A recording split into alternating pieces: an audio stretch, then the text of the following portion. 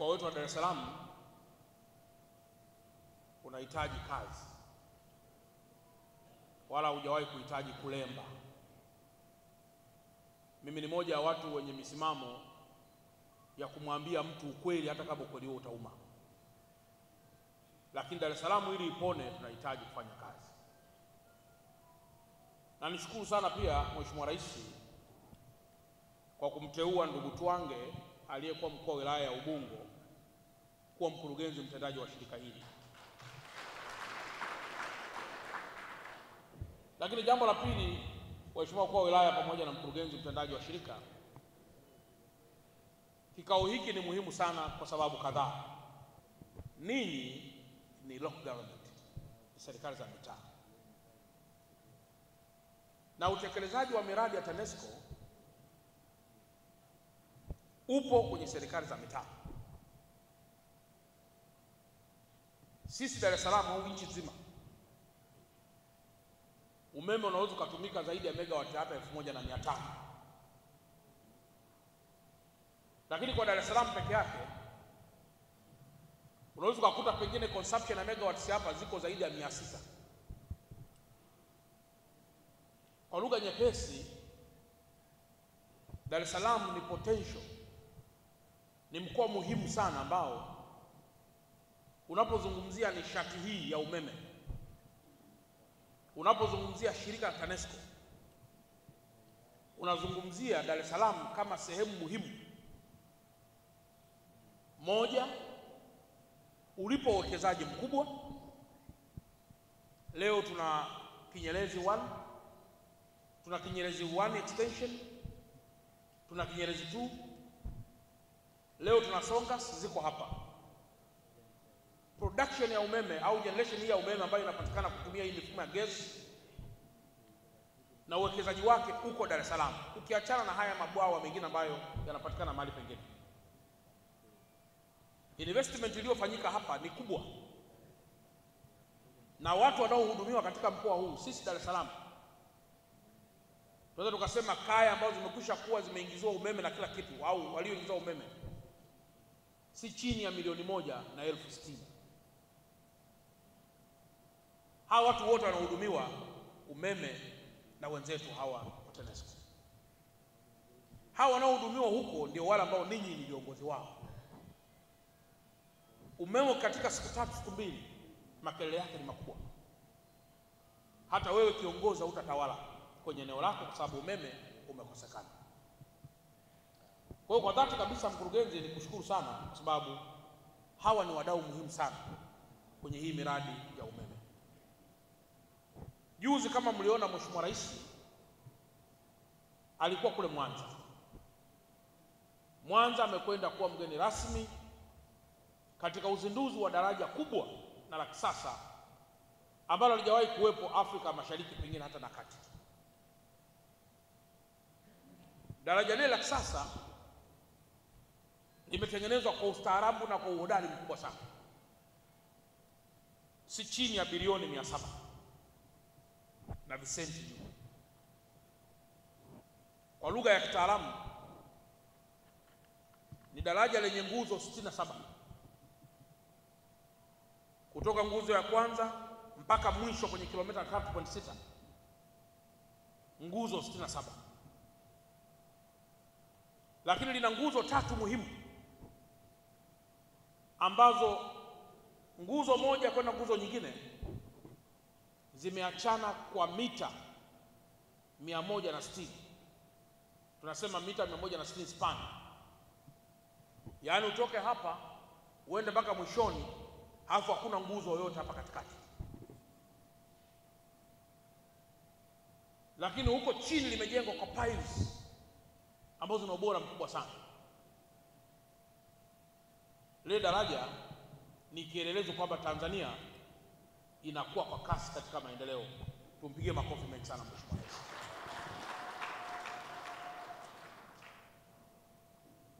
Kwa leo kwenye daraja kubwa kama lile, halafu upande wa Geita na upande wa Mwanza kuwe hakuna umeme, ni giza, maana yake itakuwa ni kama kuivaa nguo mpya kwenye mwili ambao hujapata maji. mwili ambao haujasafishwa. Sasa ukija kwenye hii miradi ya umeme, miezi michache iliyopita tulikuwa tuna hitilafu kubwa sana ya watu kuiba mafuta ya transformer, lakini wizi ule ulikuwa unafanyika mahali ambapo mwenyekiti wa mtaa yupo na mahali ambapo mtendaji wa mtaa yupo na maeneo ambayo watendaji wengineo katika mitaa hiyo wapo. Niliwahi kutamka kitu kimoja kwamba haiwezekani jambo hili tukawaachia TANESCO peke yao. Inabidi huyu mtu kimkamata afikishwe kwenye vyombo vya dola haraka sana, pamoja na mbinu zingine nyingi ambazo zimetumika za kuunda sungusungu ili kufanya ulinzi shirikishi, lakini bado TANESCO na wao wamefanya kazi kubwa kuhakikisha wizi wa mafuta na ushushaji wa transformer unapungua au unaisha kabisa. Kwa nini mmeitwa ninyi leo? Ni kwa sababu moja, ni wadau wa kulinda miundombinu ya TANESCO, na ndio maana kauli mbiu yao inasema lipa deni, tunza miundombinu, tukuhudumie. Lipa deni maana yake watu ambao wanatumia umeme wanapaswa walipe madeni, lakini uweze kuona umeme kama miundombinu imeharibiwa. Hapo ndipo tunakuja kwenye nafasi ya mwenyekiti wa serikali za mtaa aliyejinadi kuomba nafasi hii ndani ya mkoa wa Dar es Salaam kwa nafasi zile 564. Juzi nimekwenda kwenye mkuu wa wilaya ya Kinondoni, nimekuta kuna mahali viwanda vimefunguliwa, wako wa China na watu wengineo. Nimekuta pia kuna watu wanaoingiza spare kutoka wanakochukua, halafu mle ndani wameanzisha kama kakiwanda kadogo kakuzalisha nembo, maboksi yanayoandikwa Nissan, maboksi yanayoandikwa Toyota, maboksi yanayoandikwa Lexus. Wakati niko pale nikawaambia wakaniitie mtendaji, wakaniitie mwenyekiti wa mtaa, wakaenda kumuita mzee Masawe, nadhani nakumbuka. Swali langu moja tu, mwenyekiti, unafahamu hili? Anasema watu hawa huwa watoa ushirikiano kabisa. Nikasema haina shida. Umefanya jambo gani kama watoa ushirikiano? Umemwambia mkuu wa wilaya ambaye ana cohesive apparatus of the state, yeye ndiye amepewa moja kwa moja mkono wa kuwa na vyombo dola vya kusaidia kama mtu atoa ushirikiano. Anasema sijafika. Nikakamata wa China kadhaa, weusi kadhaa, nikawaambia twendeni kwenye control room, nionyesheni picha za watu wanaokuja hapa. Na waona watu wetu kadhaa ambao pia tunawaamini huwa wanashinda humo humo.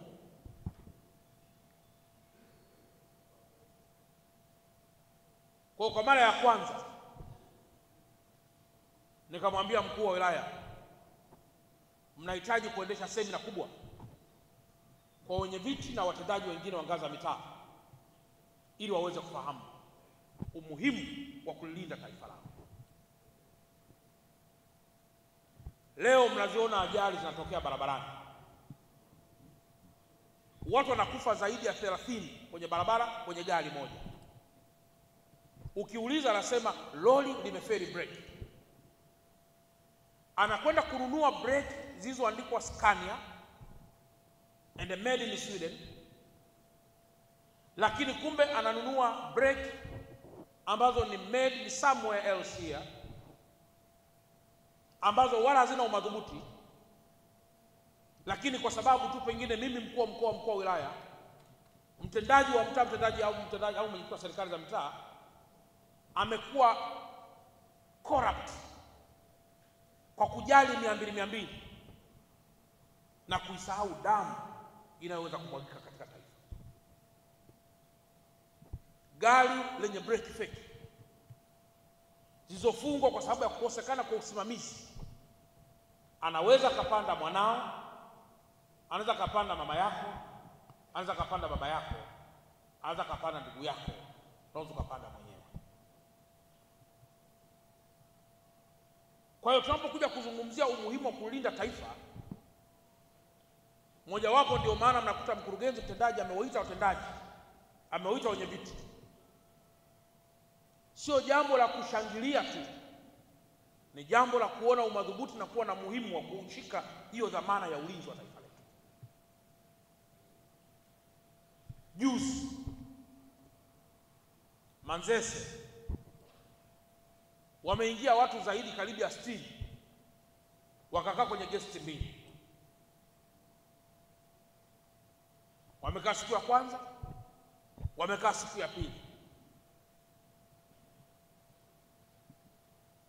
Tumetuma vikosi kazi vyetu, vimewabaini na kuwakamata kwa sababu walikuwa na nia ovu. Nimemwambia mkuu wa wilaya, waulizeni wenye viti na watendaji wenu wana mkakati gani kuhusu usalama wa mitaa yao. Leo au juzi mmeona pale Kaliua mtendaji wa mkijiji kama sio wa mtaa wamemchalanga na mapanga. Nilikuwa nasoma kwenye taarifa ya habari. Maana yake nini? Ninyi kama mtakuwa wasimamizi sahihi wa maeneo yenu, na hasa katika kulinda amani ya maeneo yenu, maana yake mshahara ule wa uzembe unaweza ukaja ukakudondokea wewe mwenyewe. Unarudi nyumbani, wanakuumiza, wanakupora na kufanya vitu vya kijambazi. Kwa ndugu zangu wenye viti na mlioko hapa, na mimi bahati nzuri sana natembea sana, nimebahatika kuendelea kuwafahamu wachache. Mitaa mingi ile ambayo ninyi mmepewa dhamana, wenye viti wetu wachache, watendaji wetu wachache, muda wote wanazungumzia madili ya kwenye mitaa na sio ulinzi wa usalama.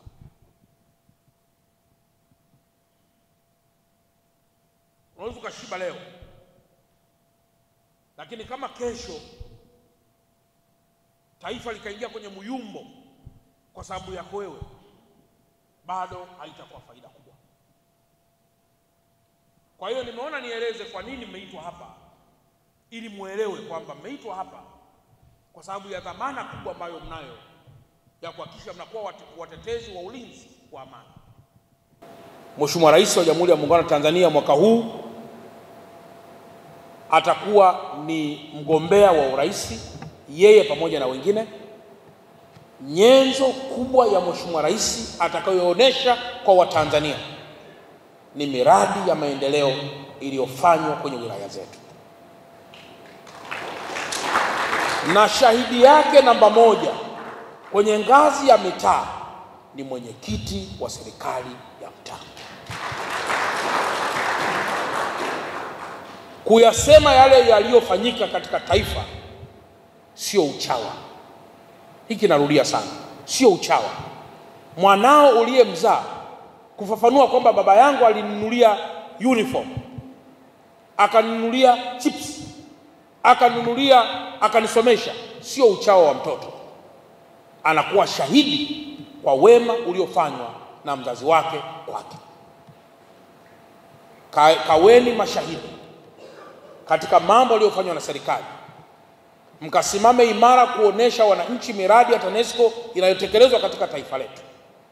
Kaweni mashahidi namna ya stability ya TANESCO na umeme katika majumba yenu na hali ilivyokuwa zamani. Halafu baada ya hapo mshawishini mwananchi kubaki katika njia kuu ambayo ni njia ya kulea na kuitunza amani ya taifa letu. Baada ya kusema haya, ndugu zangu, asanteni sana, na kikao chetu tumekifungua. Mungu mwema awabariki sana.